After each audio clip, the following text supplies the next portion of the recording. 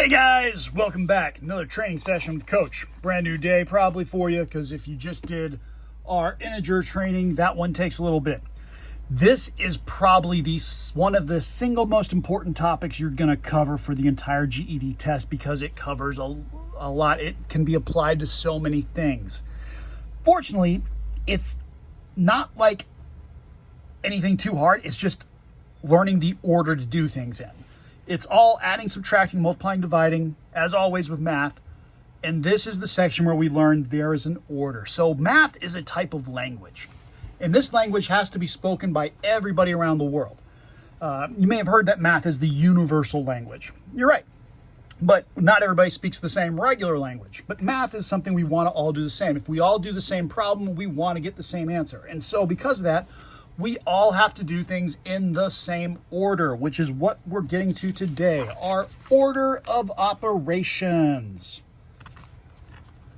Now, it's going to be a little bit longer of a concept, but it's not a super hard concept. Honestly, this is one that students typically do pretty well in. So don't feel bad if it's like, I'm getting this pretty good and you decide to move on. Great.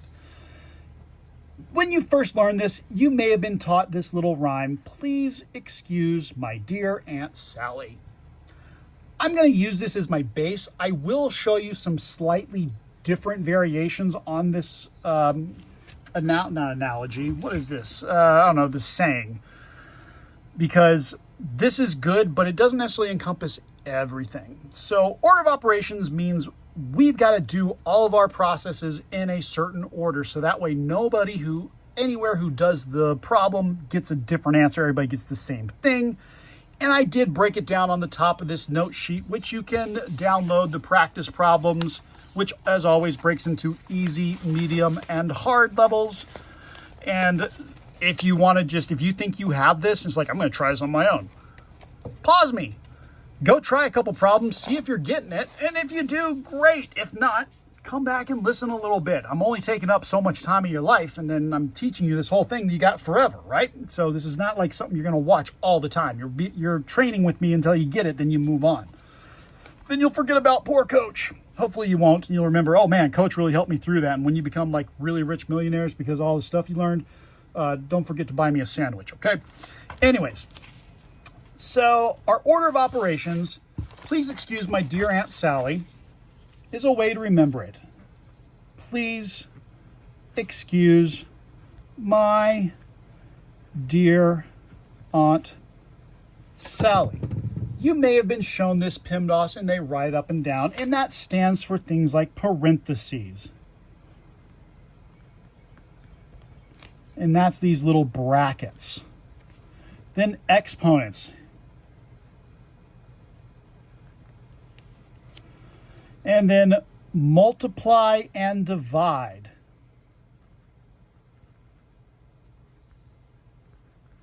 And then add and subtract. And this is how you were first shown it. Let me modify this ever so slightly so it works every time. This works most of the time. I'm going to show you a way. Coach is going to help you out and show you a way that's not any harder. It's the same thing, but it works every time, and it makes some of the higher level stuff less confusing. So, parentheses, "Please excuse my dear Aunt Sally." PEMDAS, you might have heard it referred to. This is now going to be GEMDAS. But a little bit different. So we're going to start off, instead of parentheses, we're going to use G for groupings. And this, most of the time, is parentheses. But we're going to see sometimes it can also come in with a very special long section of square roots. But I'm going to leave that till a little bit later to show you, because it'll make more sense. The exponent still is in there, exponents, which is your squared and your squared roots typically.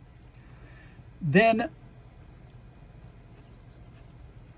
multiply and divide, and this always works left to right.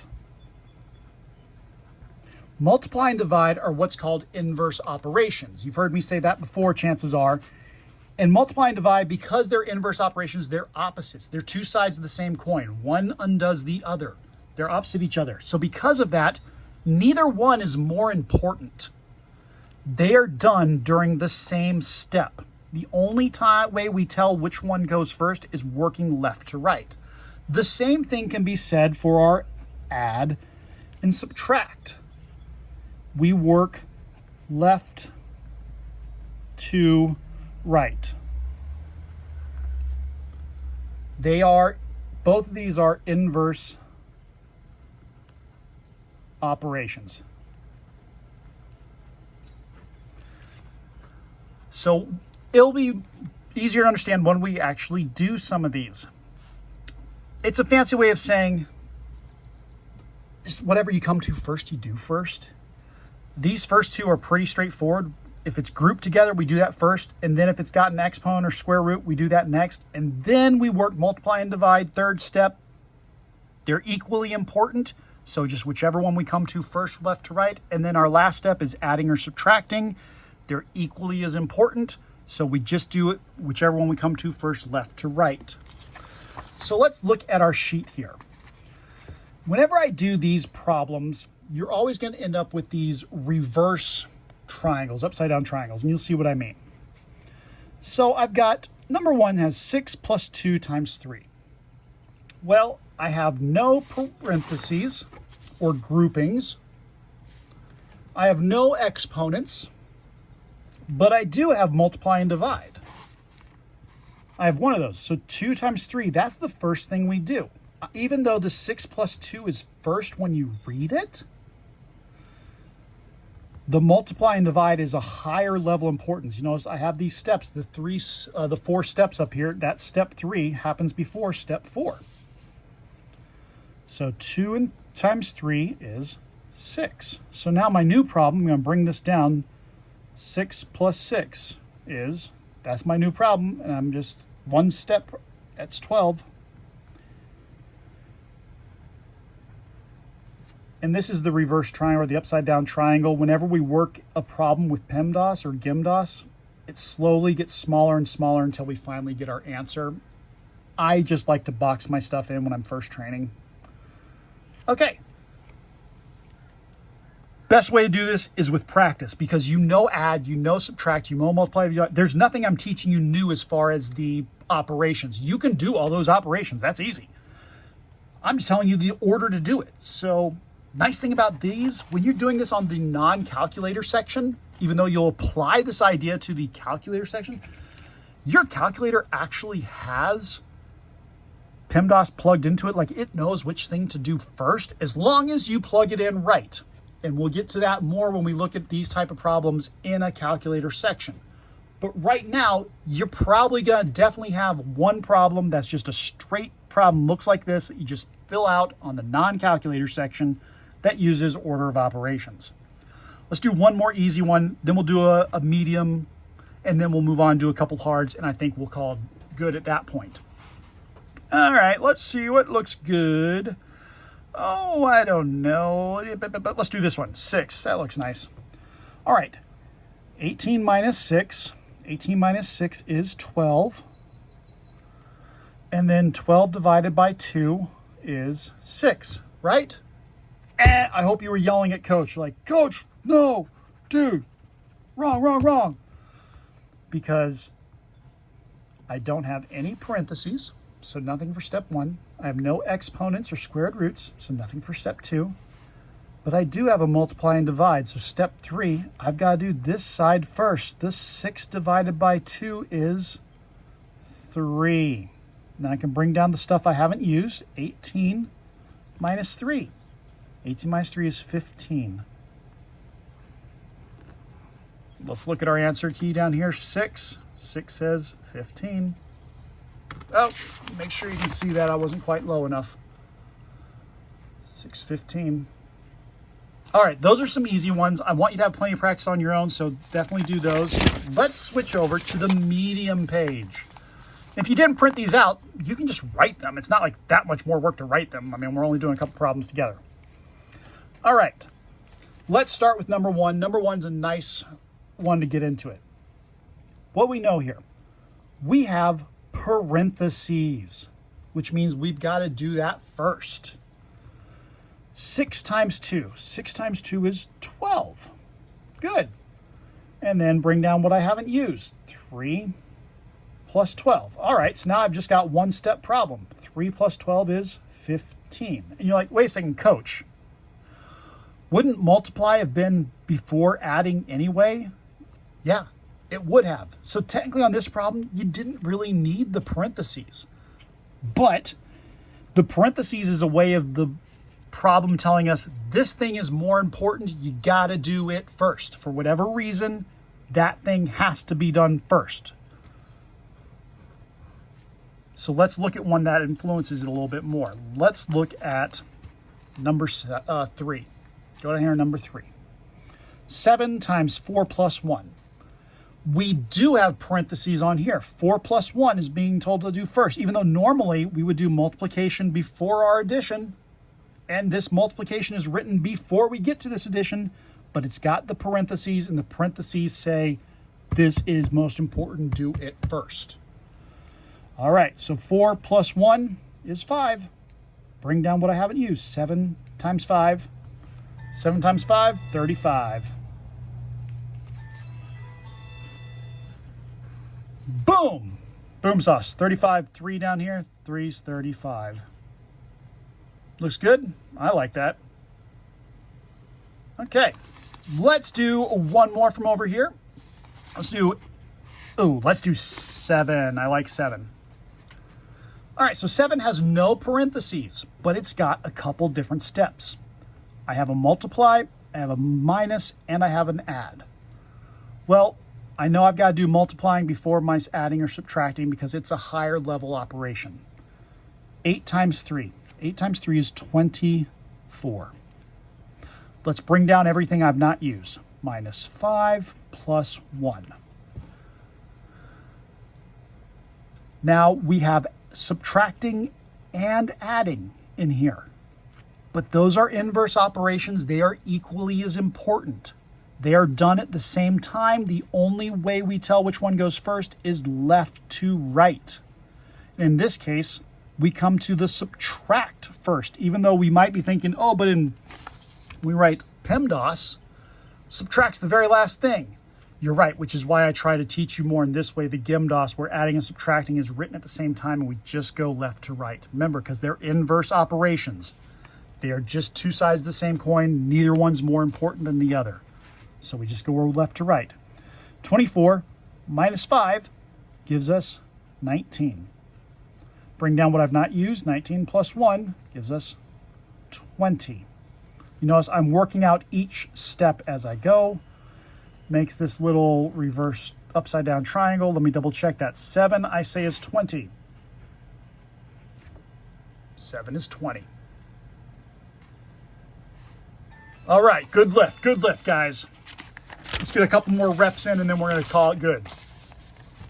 Hard level. These represent what you're probably going to see on the GED test. If you can do these, you're going to be good for the actual GED test. So let's get into it. I definitely want to do 7. So let's jump straight to 7 to start off with. Why do I want to do 7? Because it's the first one that has an exponent. In fact, let me zoom in ever so slightly here to make sure we get it. So our exponent, 2 to the 3rd power. It's like, oh, well, 2 to the 3rd power. That's 2 times 2 times 2. 2 times 2 is 4. 4 times 2 is 8. Oh, okay. So that's 8. Let me bring down what I've not used. There's a times 5. There's a minus 10. There's a divided by 2. Okay? I now have a multiply, a minus, and a divide. What do I do first? Multiply and divide is my next step, and I just work left to right to see which one goes first. 8 times 5. Well, 8 times 5 is 40. Now here's a mistake a lot of people make. They're like, oh, I did a multiply, I'm good. And then they just start working the rest. And they'll do 40 minus 10. But you can't do that because you gotta do this division here first. So let me bring down what I've not used. Minus 10 divided by 2. Here's my new problem. 40 minus 10 divided by 2. I now have a subtract and a divide. Well, 10 divided by 2 is my next thing, which is 5. Bring down what I've not used. I've not used that minus. I've not used this 40. So 40 minus 5 is 35. Several steps. None of the numbers were very ugly. They were all very straightforward. Even the exponent. 7 I say is 35. I look down here. 7, 35. Good lift. Let's get one more rep before we call it a day. One more rep, guys. And which one do we want? I mean, all these are good, but let's go ahead and do 8. Let's do our biggest one together.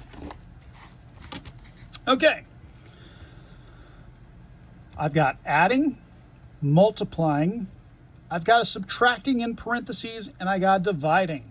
So what's my first thing I come to? Well, let's see. Groupings. Oh, parentheses. Okay. I have a 9 minus 4 is in my parentheses. 9, that's the first thing I'm going to do. 9 minus 4 is, that's 5. Done that. Let me bring down what I've not used. There's divided by 5. I've not used this multiply 3. I've plus 15. Okay, here's my new problem. I have adding, multiplying, and dividing. Well, multiplying, dividing is my next step I would do. But I would do this one first because reading left to right, I come to 3 times 5 is 15 first. Let me bring down what I've not used, even though I know realistically most of you are like, oh, I can see this in my head and I can start working it. Great. I'm making myself write down every step.